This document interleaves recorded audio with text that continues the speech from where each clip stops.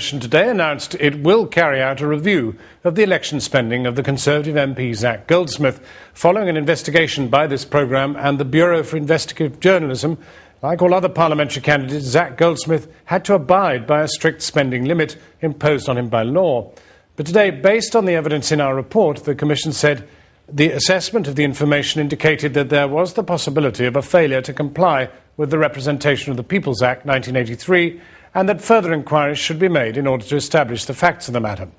Our report, broadcast last week, revealed potential discrepancies between what Mr Goldsmith spent on campaign materials, such as leaflets, signs and branded jackets, in the run-up to the general election, and the totals he publicly declared, raising questions as to whether he could have exceeded his legal spending limit.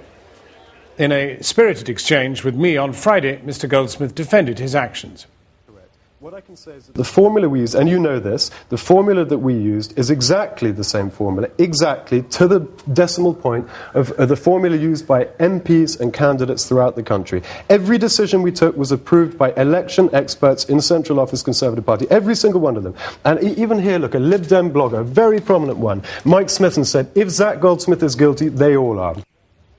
Well, in a statement this afternoon, Zac Goldsmith said, I welcome the review and both my agent and I will help it in every possible way. It will find that we were absolutely scrupulous at every stage in ensuring that our election spending complied with the letter and the spirit of the rules.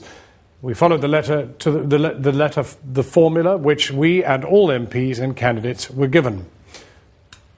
Now, with me now is the investigative journalist who has been looking into MPs' election spending, Anthony Barnett. Anthony Barnett, what exactly will the Electoral Commission be doing? Well, what they've decided today is that they've looked at the evidence and decided that there's at least enough there to suggest that Mr Goldsmith there's been a possible breach of the Representation of the People's Act, which is indeed a criminal offence, and that's what they're looking into now.